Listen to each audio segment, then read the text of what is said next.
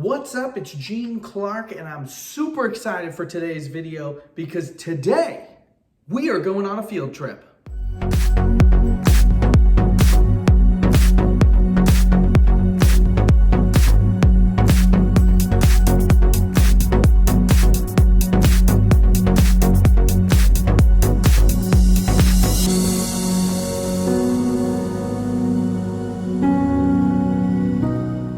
Now, isn't this much better? What's up, everybody? It's Gene Clark with Self-Development Quest, and today we are in Orlando, Florida. We are doing this book summary from Disney World. It is the Wisdom of Walt that I'm bringing to you today, and I'm excited to share it with you. Growing up, I wasn't a big fan of Disney. I love Disney now, and I think I wasn't as big a fan because my family didn't go that often, and although I enjoyed the movies and everything, I just didn't really understand the entire Disney experience.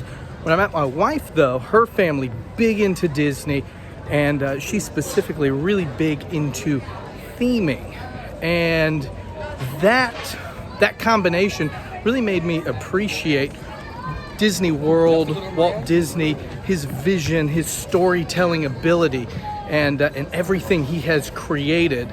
I find it to be truly amazing. Keep in mind, we are going to be out of the studio, so this is going to be more of a vlog format video. Today's book is The Wisdom of Walt, brought to you by Jeffrey Barnes. And now this book is actually about the creation of Disneyland out in Anaheim, California. And I am in Orlando, Florida. I couldn't make it out to Anaheim, but hey, I thought this would be a fun way to do a video for you anyway. The Wisdom of Walt brings us leadership lessons from Walt Disney himself.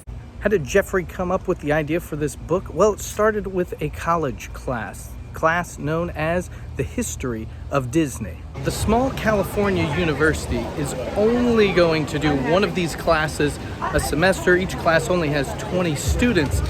And in order to actually share this knowledge with more people, Jeffrey decided, hey, why don't I write a book, share the lessons that way. And so that's exactly what he did. You see, Jeffrey didn't want to just create a fun class about Disneyland, but he wanted to create a class that taught the leadership lessons learned along the way by the man who created Disneyland, Walt Disney.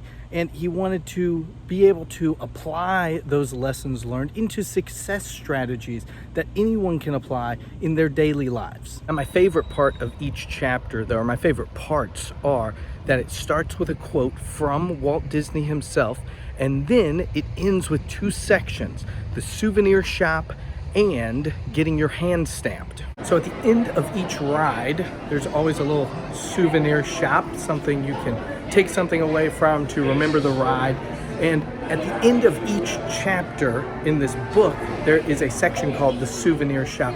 And it's just a little section that kind of summarizes the entire chapter, and it's something you can take away from that chapter with you to remind you of what you just read, and that those leadership principles, those success strategies that you can utilize once you're done with the book and implement those into your life.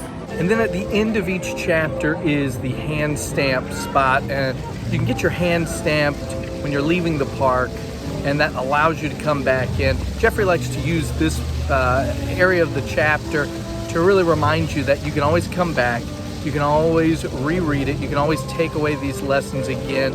And he does this with a nice memorable story from either Disney or from his own experience to, again, hopefully inspire you to come back and reread the chapter and take away all those lessons in the future.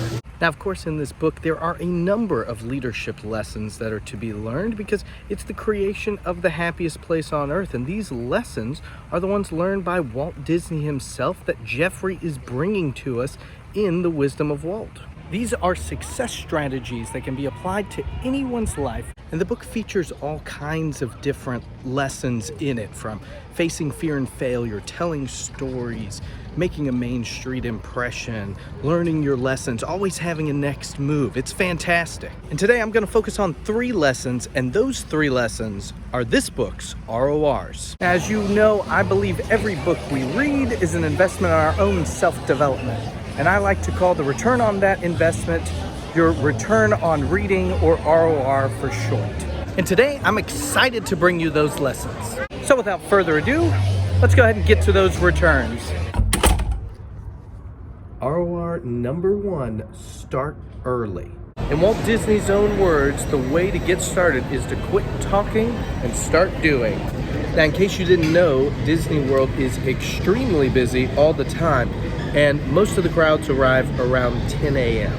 One of the ways to beat the crowds, one of the ways to beat the rush is to get there early, to start early, and that can be applied to your own life as well. We need to stop putting off our dreams. We need to stop procrastinating on our goals. Let's start today by not procrastinating on our dreams and our goals anymore. Let's start today by doing. No more pursuit of perfection. Just the process of getting started is all we really need. So let's get started early. ROR number 2, make a Main Street impression. We only get one chance to make a first impression. Usually it only lasts a few seconds. And here at Disney World and at Disneyland, that first impression is made at Main Street USA. So that first impression that's made here at Main Street USA is going to compel you to keep moving forward, heading towards the castle at the center of the park. And that's what we've got to do in our own life. When we make those first impressions, we only have a few seconds, a few precious moments to make a great first impression. So just like when you're making a first impression, you've got to be confident. You've got to be yourself. You have to give them a reason to keep moving forward, keep moving towards that castle. You've got to do what it takes to make a great first impression, because it's a first impression. It only happens once, and it happens real fast. So when you make that first impression, you make it a Main Street first impression. ROR number 3, pursuing your passion. When Walt Disney was excited about something and he was passionate about it, it got everyone else excited and fired up too. And I think that's how it is when any of us are passionate about something. When we're passionate, we're excited. And that's how we sell others on our dreams, on our passions. We just get excited, and that excitement is contagious. Let's not fool ourselves though. Finding your passion is not easy. We all want the pathway to success to be easy. We all want the ability to find our passion, find our purpose to be easy, but it's never easy.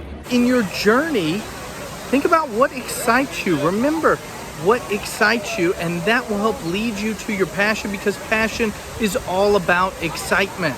So as you pursue your passions, be excited about your dreams, your ideas, and your future. And remember, when you find your passion, trust your passion and follow it.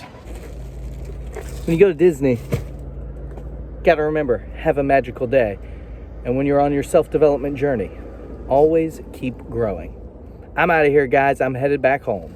And before I go, tell me, what is your favorite thing about Disney?